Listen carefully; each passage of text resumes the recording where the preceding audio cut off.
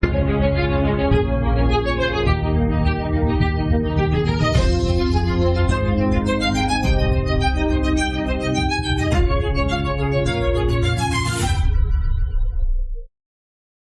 tarde a todos. Que Jesus e a espiritualidade amiga nos abençoe e que permita que a nossa tarde, que ela seja a melhor possível.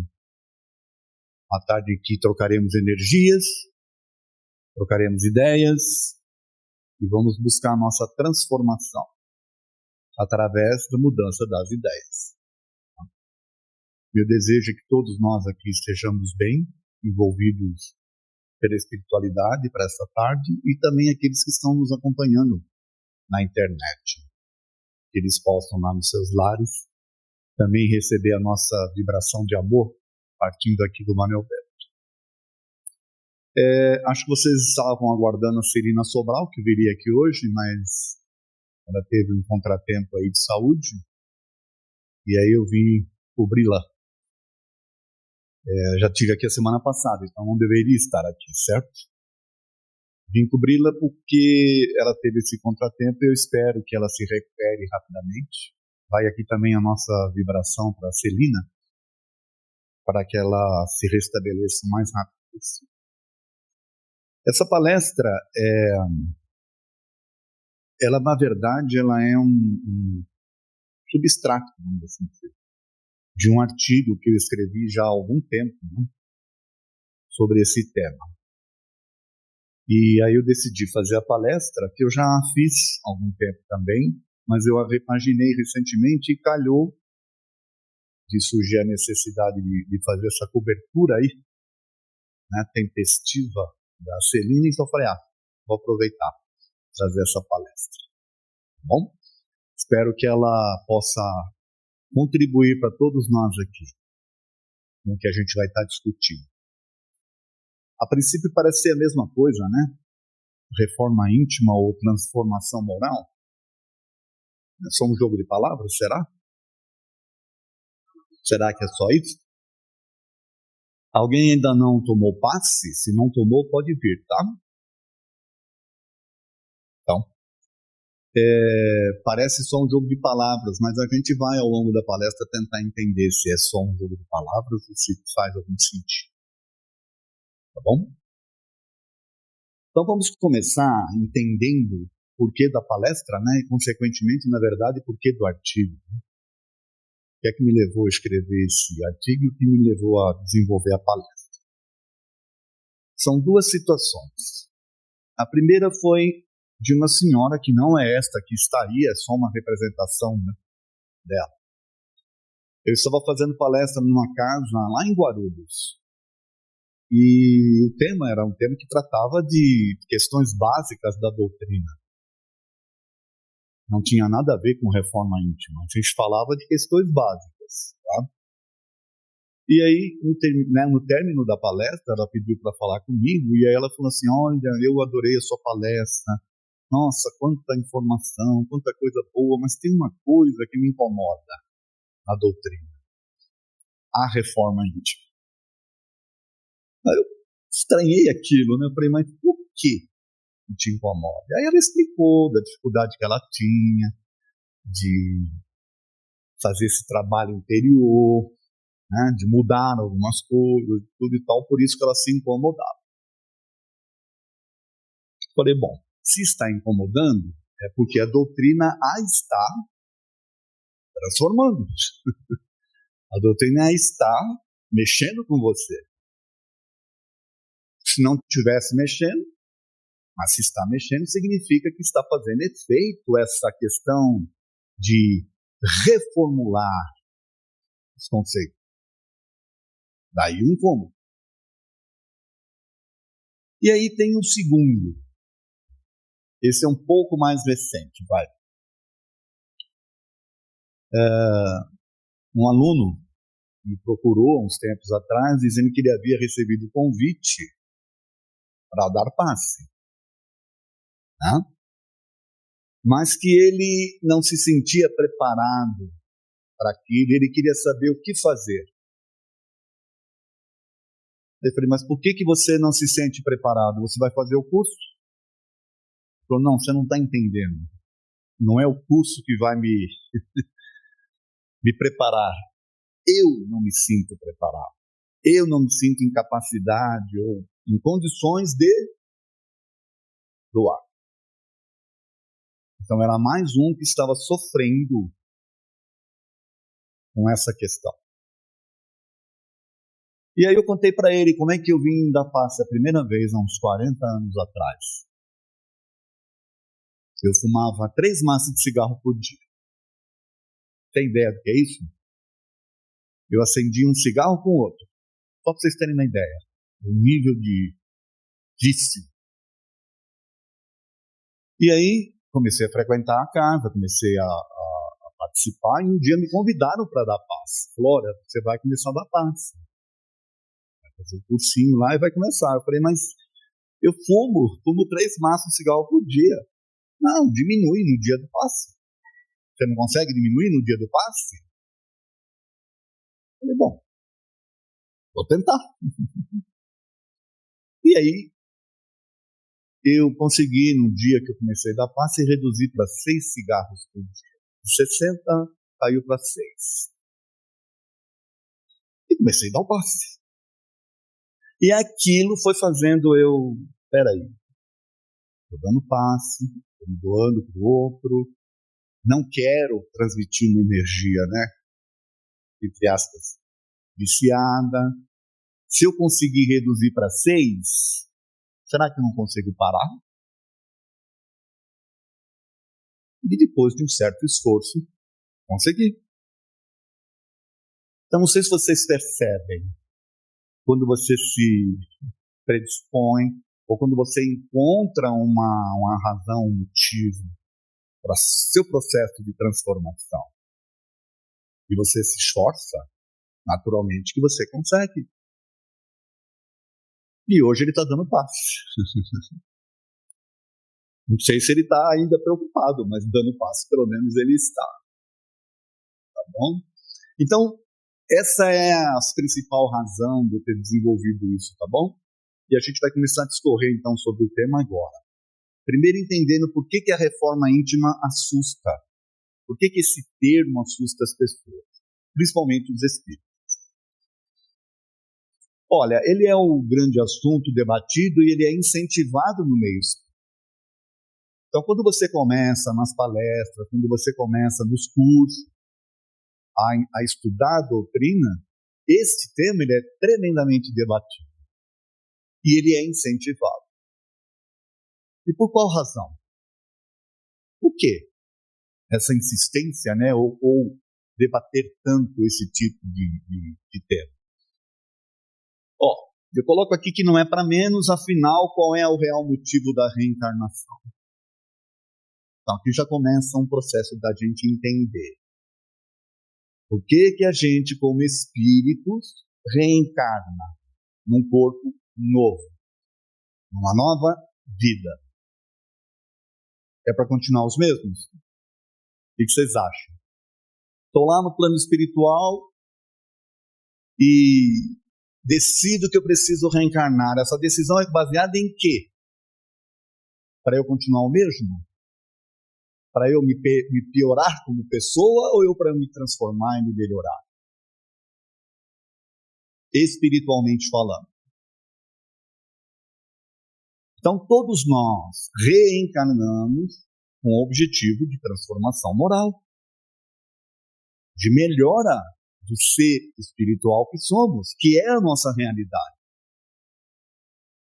Daí a questão de ser debatido no meio espírita. O que adianta você vir no meio espírita, estudar, aprender e não aplicar em si mesmo? Essa é a razão principal. A transformação moral para o espírito é um processo contínuo de evolução pessoal, focado no autodomínio, na caridade e no serviço de amor ao próximo. Isso é uma das coisas que a gente aprende também. Você aprende as lições, você a apreende, ou seja, você introniza e você se coloca à disposição do serviço. dar o passe é né, é uma das formas de você se colocar para servir. Existem inúmeras outras. Aqui mesmo no Manuel Bento tem uma série de possibilidades. Trabalho de assistência social, trabalho com pessoas de rua, trabalho com distribuição de comida, de roupa. Agora, tem os mais variados. É onde você começa a pôr em prática aquele processo todo de transformação. Por isso que não tem que haver medo, ou você não se achar em condições. Porque se houve o convite, é porque se acredita na possibilidade. Tá? Muitos iniciantes espíritas têm certa dificuldade em equilibrar o processo de transformação e sofrem por isso. Ora, por que sofre? Porque o ser velho, né? Porque a gente está querendo se renovar, e o ser velho ainda cobra muito. O mundo aí fora cobra muito. O mundo ainda espera muito de você. E muito que existe no mundo não concorda com o que você pretende ser a partir de agora. O mundo te cobra para voltar a ser o que é. Então é difícil conciliar. Você entender isso também. A falta de discernimento faz com que muitos iniciem o processo da reforma íntima de maneira um tanto desordenada. Por isso é que vem o sofrimento. Acha que tem que mudar um monte de coisa, virar santo do dia para a noite. Olha, eu só vou dar o passe quando eu conseguir parar de fumar de fato. Pegando o exemplo que eu estou usando aqui, tá? Será que é isso? Será que você não pode se colocar ali fazendo um processo, né, paulatino, de buscar essa transformação, mas, sabe, focado naquilo que você quer? Não existe a santificação, e é o que eu coloco a seguir aqui. Ó. Na realidade, é sofrimento sem necessidade, pois não há como santificar-se da noite para o dia. A gente não consegue, a partir do momento que você recebe informações da doutrina, que você começa a mudar os seus conceitos, virar santo do dia para a noite. Tem todo um processo aí. E se você seguir e você tiver a felicidade de envelhecer, e nem eu falei que estou há 40 anos, né? Se você tiver essa felicidade de envelhecer, ainda mantendo os estudos, mantendo os seus trabalhos e tudo e tal, a transformação então é fantástica. Muito. Mas ela é paulatina. Ninguém se santifica do dia para a noite. Esse é o ponto. Bom, vamos entender a transformação moral que eu falo através da reforma íntima. Então, a gente vai começar a ver que não é jogo de palavras não, tá? É a transformação moral através da reforma íntima. Vamos começar entendendo o que é uma reforma. Vamos pegar o termo básico, vocês podem ver ali o pessoal se planejando para uma reforma. Toda reforma significa modificar algo já existente, melhorando. Existe aqui, por exemplo, salão, digamos que a gente decida fazer uma reforma aqui. Já existe aquele que a gente quer mudar, vamos tirar a sala do passe que está lá e vamos mudar ela para o lado de cá. É uma decisão. Então você só vai conseguir mexer em algo que já existe, promovendo uma reforma. Implica também em manter-se a estrutura básica. Bom, por que a câmara de passe está daquele lado? Porque tem os pilares ali. Se a gente mudar a câmara de passe para o lado de cá, vai ficar os pilares, vai ficar horrível. Vamos tirar os pilares. O que vocês acham que vai acontecer? Vai o prédio, certo? Então não dá. Foi pensado em manter ela lá justamente por causa dos pilares. Mas aí chega alguém, não, vamos fazer uma reforma geral, vamos mudar tudo, sem planejar, sem estudar, sem... O que vai acabar acontecendo? Vai ter problema certo, não. Para dar certo sem problemas é preciso planejar antes, porque senão a gente vai ter que chamar um arquiteto ou um engenheiro para saber se tem que olhar as plantas. Então, também na chamada reforma íntima, se não houver um planejamento adequado, é possível ter-se dificuldades. Então, ao invés da doutrina vir para ajudar, a pessoa, por não entender direito, vem a doutrina e atrapalha. Ela se coloca de forma atabalhoada ou de forma desesperada em querer esses processos todos de transformação, começa a se afastar do mundo de um jeito que as pessoas lá fora começam a cobrar, como eu já falei aqui, começa a ter dificuldades de relacionamentos no mundo, e ela começa a ter problemas internos, e aí vai precisar de ajuda de um profissional, um psicólogo, um psiquiatra, sei lá. Nossa, mas os espíritas precisam de psicólogo e psiquiatra? O que vocês acham? Você acha que a doutrina por si só vai ajudar a pessoa? Se ela entrar num processo desse, de uma cobrança absurda de si mesma? Não é para isso que veio a doutrina. Então é preciso um planejamento. O que é que eu consigo? Que nem vamos de novo pegar o exemplo de 60 cigarros. Olha, não dá para deixar de repente. Vou diminuir para 6. Planejamento. Aí você vai e executa. Passa um tempo, você fala, puxa, vamos de novo tentar agora cortar de vez? Outro planejamento. Não é interessante isso? Então, como entender a reforma íntima? Que é você se libertar de uma série de coisas. Tá? Por isso que a gente usa essa imagem. É a transformação libertadora do ser pela modificação dos valores, ideias, convicções, conceitos, preconceitos, padrões de pensamentos e atitudes. Isso é que é a transformação moral através da reforma íntima. É você se libertar, modificar valores, ideias, convicções, conceitos, preconceitos, que é o principal, padrões de pensamentos e atitudes. Isso é um processo de transformação moral. E você obtém isso através da doutrina, através do estudo e através do conhecimento de si mesmo, que a gente vai abordar isso mais para frente. A verdadeira reforma íntima se inicia através de questionamentos internos e a análise sincera de si mesmo, pelo autoconhecimento.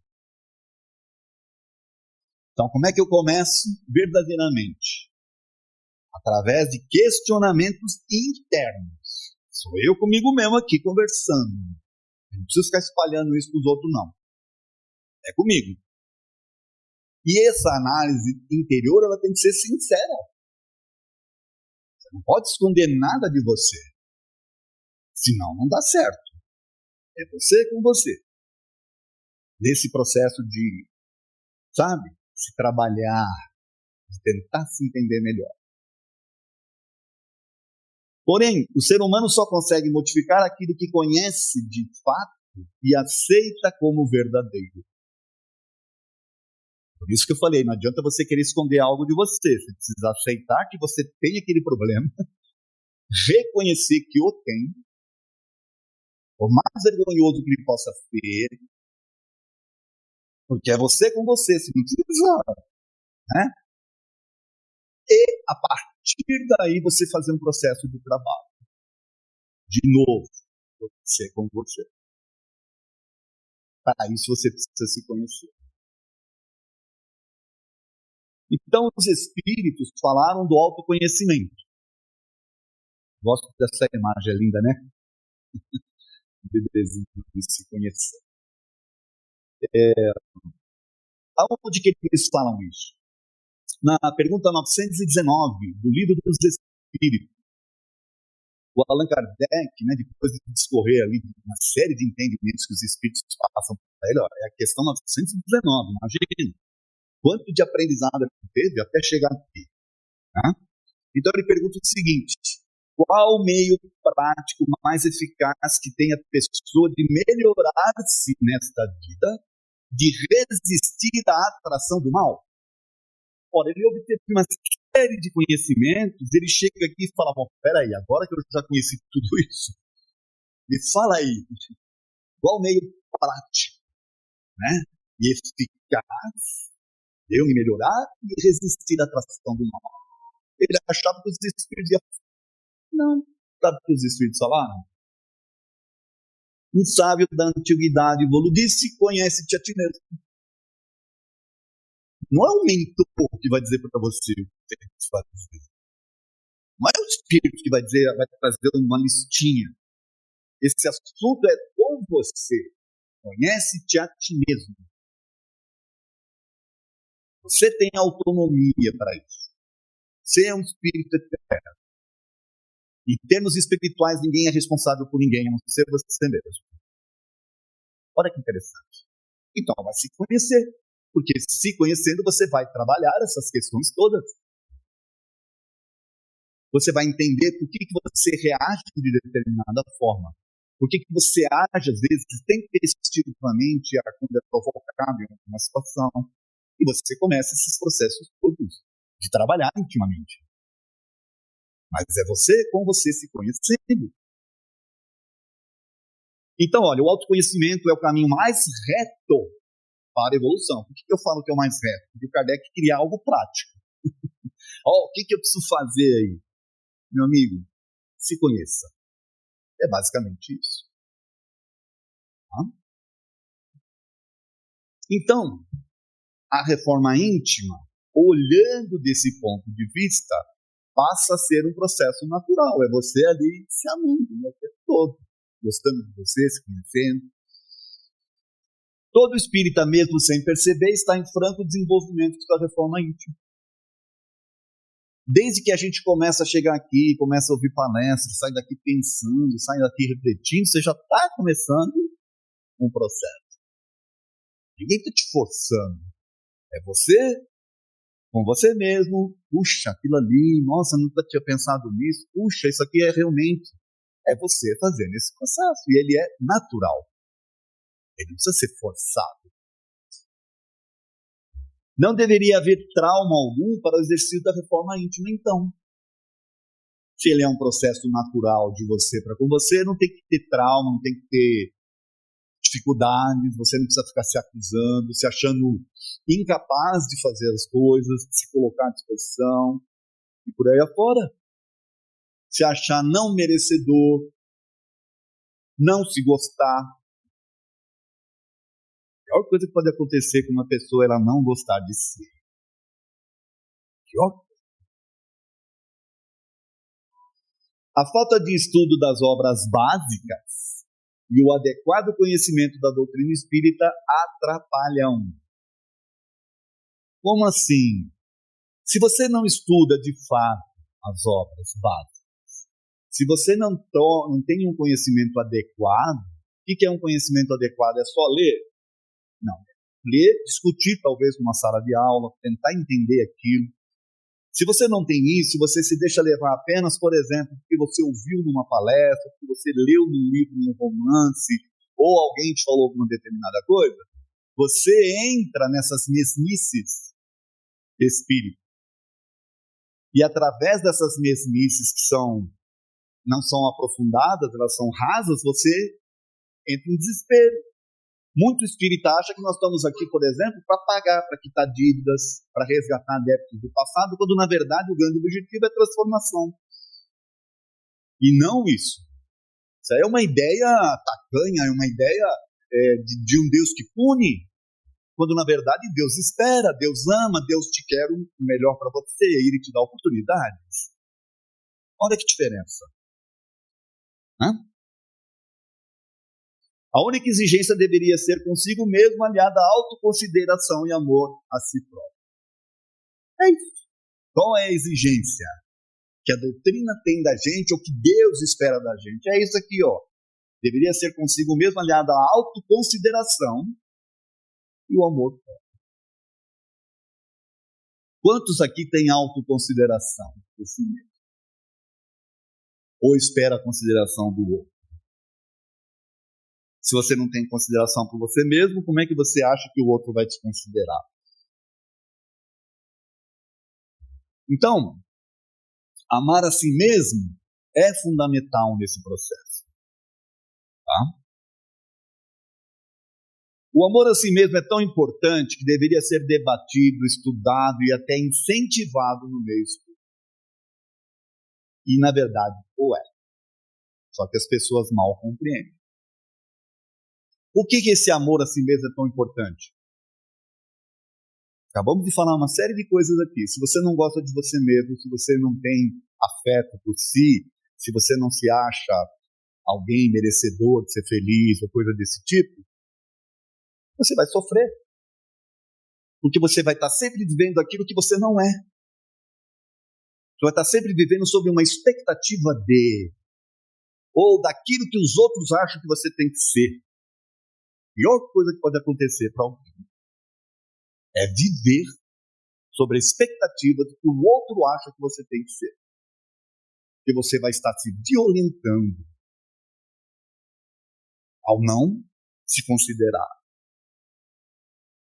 Amar a si mesmo não é agir com vaidade ou orgulho e nem faltar com a caridade para com o próximo. Então tá aí, não é vaidade, né, não é orgulho, e nem você ser alguém que não se importa com o outro, egoísta. Eu me amo tanto que eu me isolo. Não é isso. Jesus fala do amor a si mesmo como um dos pontos principais da lei divina. Amar a Deus acima de todas as coisas e ao próximo como a si mesmo. Está lá em Mateus, né? No capítulo 22, versículo 34 a 40. O amor a si mesmo, né? O amor ao próximo e o amor a si mesmo contém todas as leis segundo Jesus. Quando você conseguir praticar isso no mundo, tudo isso aí, só isso aqui já te basta para você se transformar no mundo. Porém, para amar-se é necessário aceitar-se. Nossa, você está insistindo com isso, hein? Por que será que eu estou insistindo? Porque eu sou chato? Ou porque é importante? Não existe amor onde não há plena aceitação, consideração e respeito. Vocês concordam? Se não há aceitação, consideração e respeito, não tem amor. O amor é um composto disso aqui. É o resultado, na verdade, né? Então, se eu não tenho aceitação, consideração e respeito por mim mesmo, dificilmente eu vou conseguir me amar. Se eu não tenho respeito, consideração, né, e aceitação do outro, não vou amar quem quer que deseja. A consideração por si mesmo é o primeiro grande passo para o verdadeiro autoconhecimento. Então, só vou conseguir me conhecer de fato se eu me considerar e me aceitar. Porque eu não vou esconder nada de mim. Somos carregados de processos de culpas e crenças limitantes que nos atemorizam e paralisam. De muitos tempos. A doutrina veio justamente para transformar esses processos aqui. De conceitos que estão enraizados aí no mundo de pecados, culpas, sofrimentos e por aí afora. Punição. O acobertamento dos egos mantém a pessoa em paz consigo mesma, mas extremamente crítica em relação a uma situação idêntica nos semelhantes. É o que naturalmente se chama de espelhamento, né? Você esconde de você aquilo, engaveta ali, faz de conta que... Só que aquilo está em você, e aí se você se incomoda quando o outro age daquele jeito. Entendeu? Mas como há uma certa hipocrisia da sua parte, você não reconhece que é seu. A pior coisa que você pode fazer na vida é isso.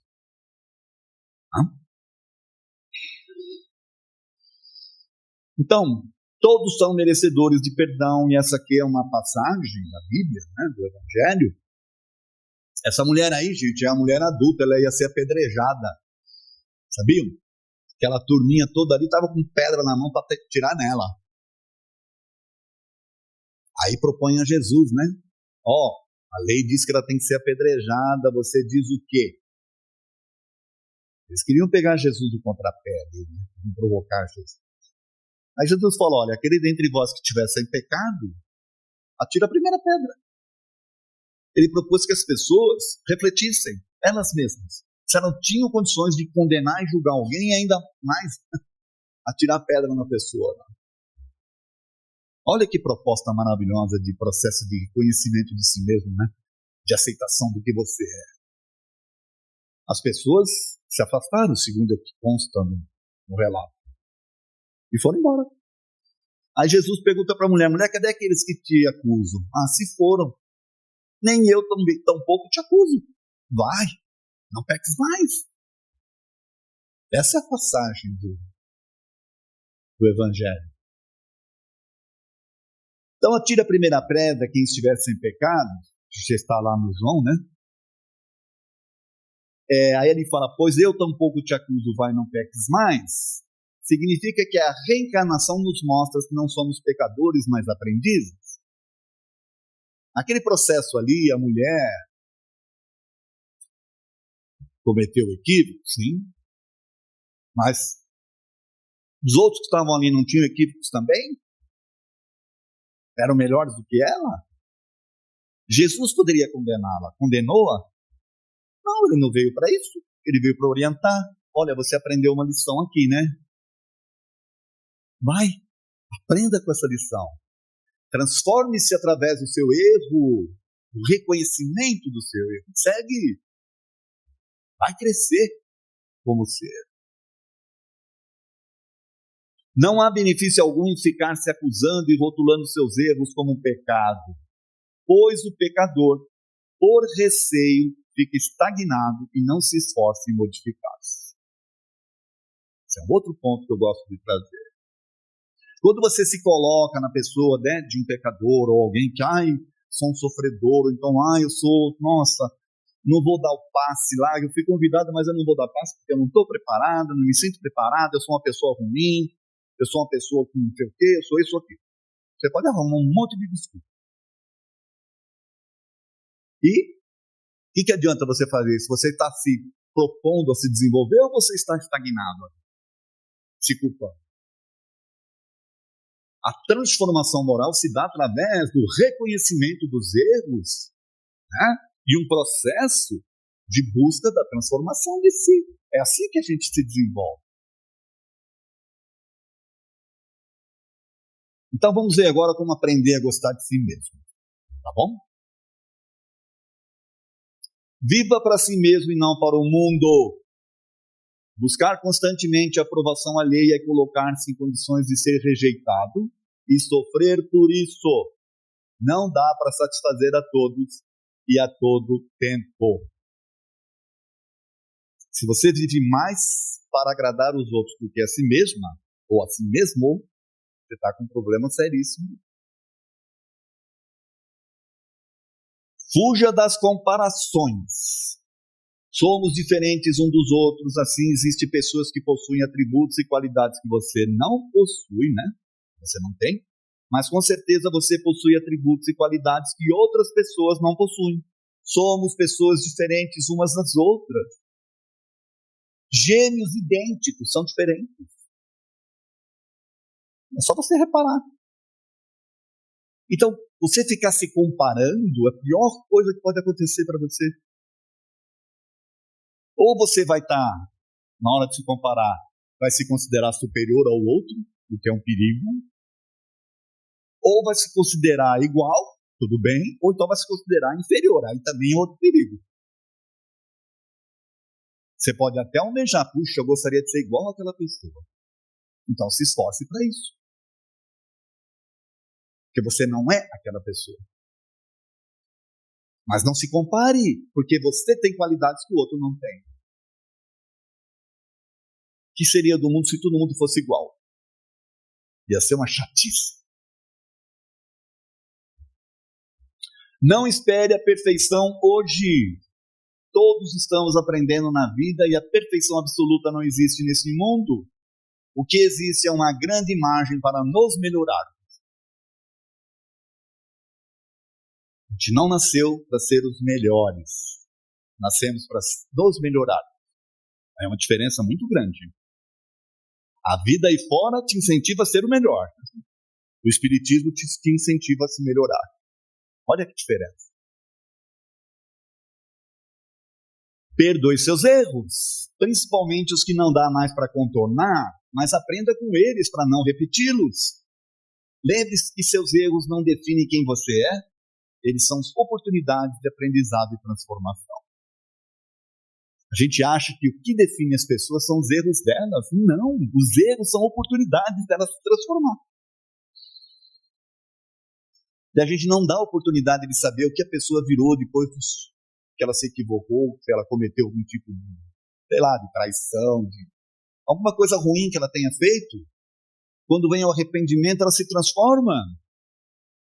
Mas a gente tem o hábito de olhar só o negativo. Isso, inclusive, com a gente. A divindade acreditou em você, não é? Nós não estamos aqui encarnados, por que será? Ele acreditou, certo? Vamos chamar a divindade aí de Deus, né? Acreditou em você. Então, por que você não acreditaria em si mesmo? Pense nisso. Por que você tem a capacidade de escolher, inclusive as coisas que deram errado? Foi um erro de Deus? E Deus cometeu um erro comigo, Ele me deixou pensar e tomar decisões e eu vivo errando. Se Deus aí foi muito mal comigo, me dar essa condição. Então Deus errou. Será que é isso? Deus não erra, né? Até onde a gente sabe. Existe uma razão para Ele ter te dado essa oportunidade de decidir coisas. É para que esse seu processo de aprendizado se faça. Não é para te condenar. Pare de se acusar e vá à luta. Em vez de ficar pensando no que deu errado, é melhor agir, porque isso permite aperfeiçoar as suas qualidades. A vida é movimento constante e ação é sinal de vida e evolução. Todos merecem um novo recomeço. Vou pensar bem nisso aí, tá? Todos merecem um novo recomeço. Se não merecesse, não estaria aqui. Né? Até os que desencarnam merecem um novo recomeço, lá no plano espiritual. É que a gente está por aqui e não sabe ainda, né? Vocês não vão querer ir para lá para ver, né? Vão dar um tempo, certo? Será que a opinião dos outros atrapalha? Será que os outros sabem que a gente está num processo de reforma? Desculpe aí, eu estou no processo de reforma, tá? É uma brincadeira que eu faço. Será? Na realidade, o grande desafio é manter firme nosso processo de reforma íntima, sabendo que, fatalmente, em muitas situações, desagradaremos a terceiro. Já falei um pouco aqui.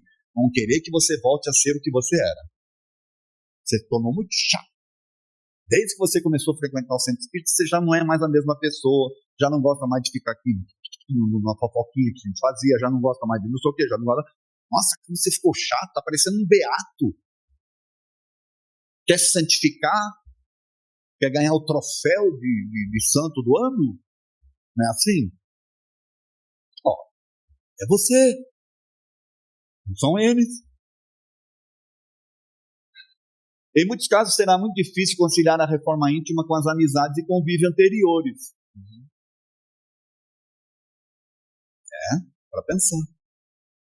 Você já, ao processo de transformação em você começa a mudar os seus padrões e até de vibração.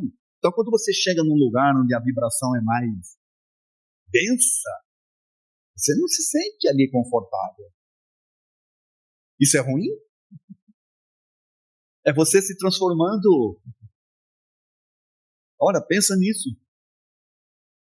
É preciso cuidado e firmeza de decisão, pois a pressão externa para retornarmos aos velhos hábitos, poderá contribuir para a nossa desistência.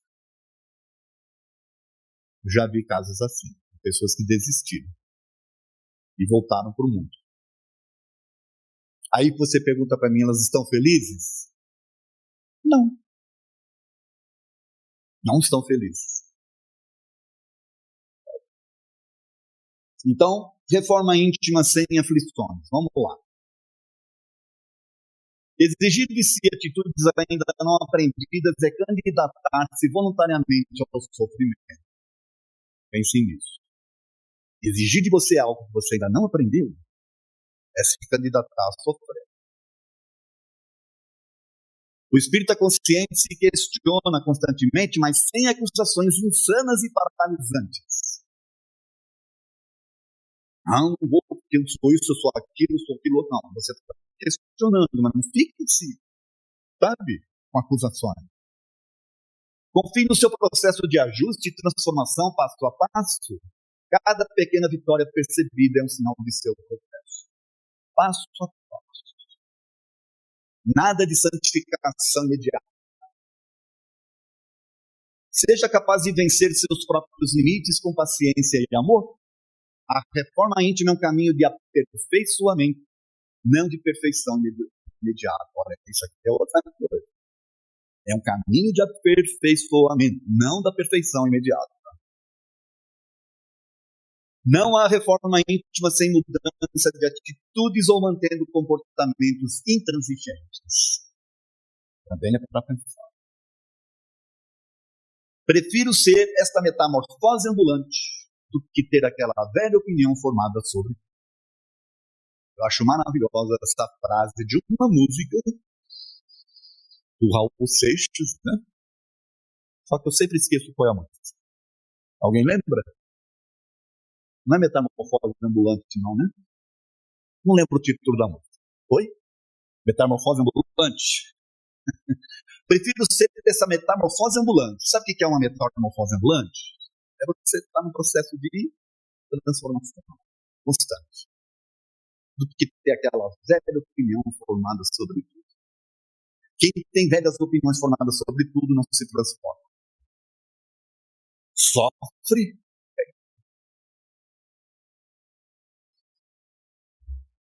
Concluindo.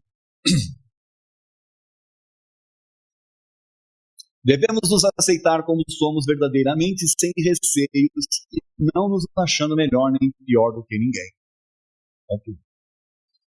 Ficar atento aos nossos sentimentos e necessidades sem culpas e críticas, corrigindo aquilo que pensamos estar errado naquele momento. Porque pode ser que num outro momento não esteja errado. Naquele momento está. Ou devido às circunstâncias, sei lá. A vida não é uma constante modificação também das coisas? As pessoas que estão nos cercando também se transformam? Não nos incomodemos em mudar nossos padrões, em desagradar pessoas ou até parecermos inseguros, pois a vida é feita de experiências e mudanças em busca da perfeição. A gente insistindo com isso. Busca da perfeição. Se perguntar constantemente, sem receios e cobranças, em que estou melhorando? Fazer as pazes com nossas imperfeições e as atitudes positivas ainda não conquistadas. Todos somos imperfeitos e todos temos ainda necessidade de atitudes positivas a conquistar. Desde que não haja desistência, sempre haverá uma chance para a vitória sobre nossas deficiências. Se você não desistir, sempre vai ter uma chance. E o que fala Kardec? O que ele espera do espírita? Vamos ver?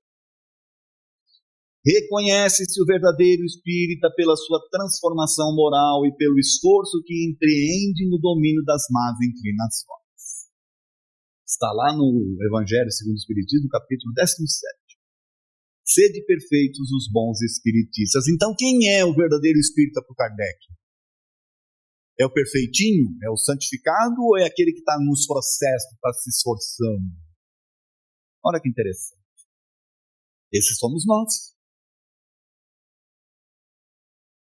E por fim, lembre-se, reencarnamos com o objetivo de nos melhorarmos e não ser os melhores. Vou insistir com isso. O mundo exige que você seja o melhor. A doutrina espírita pede que você se melhore. Uma diferença muito grande. Então, feliz transformação moral para você. É o que eu desejo. E agradeço a atenção, tá bom? Muito obrigado.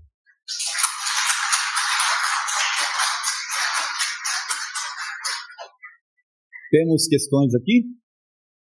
Tem? Pois não. Então, deixa eu falar para o público para você me dizer se é isso mesmo que você perguntou.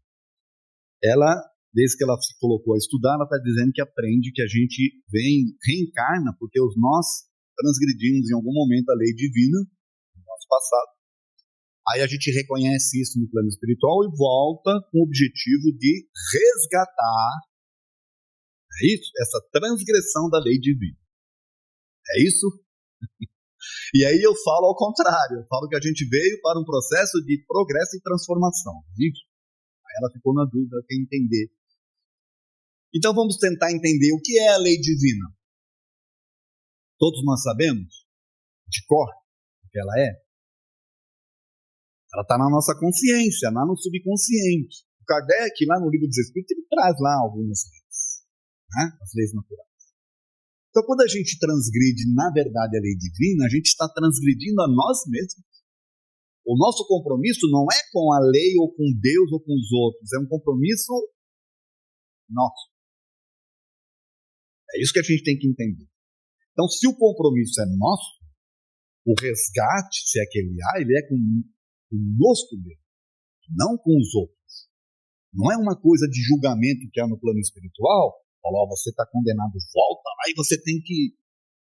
Enquanto você não se recuperar disso aqui, não, é você.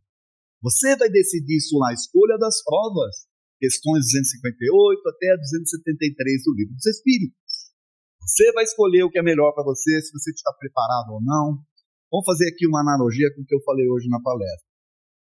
Fui convidado para dar passe e fumava 60 cigarros por dia. Podia escolher não dar o passe ou escolher fazer um processo de transformação ali para tentar. Essa decisão é do quem me convidou ou ela é minha? Ela é nossa. Então, até nisso Deus permite. E também o grande momento que o espírito realiza o seu livre-arbítrio de fato é lá no plano espiritual, no momento das escolhas. Você pode chegar à conclusão, por exemplo, nossa, eu falhei naquilo dessas coisas, eu preciso me recuperar disso, mas eu não me sinto preparado ainda para isso. Não é o momento. Vai ser respeitado. Então não é uma coisa forçada, entende? Por isso que eu falo que não é resgate. É processo de transformação. Tudo bem? Nada? Mais alguma questão? Pois não. Sempre tem essa pergunta, viu? Para me dar um tiro na canela. Assim. Ele pergunta assim, e o caso de uma reencarnação compulsória? No caso da reencarnação compulsória, que é rara, tá? Vai achar você que ela é rara. Ela é para alguém que não consegue decidir. Vamos pegar um exemplo prático aqui. Uma pessoa que está lá na Cracolândia, viciado, que não consegue se libertar do vício, e aí o governo decide que vai interná-la para que ela se trate. Não é uma coisa compulsória que é feita, mas é com o objetivo de prejudicar ou é com o objetivo de ajudar a se melhorar? Então, quando há esses casos, também é em função da melhora do ser. Se ele continuasse no plano espiritual do jeito que ele estava, ele ia ficar... Você não tem ideia, tem espíritos que ficam em processos de autoacusação. Autoacusação, olha, ouve isso que eu estou falando, hein? Autoacusação de si mesmos, lá, milênios. E ficam lá, não conseguem sair da mesmice do processo de culpa. Então, esses são convidados, nem todos aceitam. Então, volta, vai para uma encarnação compulsória lá, porque esquecido do seu passado, num corpo novo, numa nova oportunidade, pode ser que você consiga se melhorar. Então, o corpo, nesse aspecto, é um remédio para aquele espírito. Nós tratamos disso na semana passada, né? Que o corpo doente, às vezes, é o remédio para o espírito. Certo? Nesse caso aí não é um corpo doente, né? É uma reencarnação compulsória, mas o corpo passa a ser o remédio para esse espírito. Ok? Mas é porque ele não consegue escolher em função de estar em não condições disso. Ok? Mais alguma? Não? Na internet tem? Não tem. Então, gente, mais uma vez agradeço a atenção de todos vocês, que Jesus possa nos abençoar, nos envolver com a sua energia amorosa, para que a gente possa levar essa energia conosco para os nossos lares, quem sabe espargir ela lá para os nossos familiares, né? E reter conosco durante a semana. Esse é o meu desejo para todos nós aqui. Tudo de bom para vocês.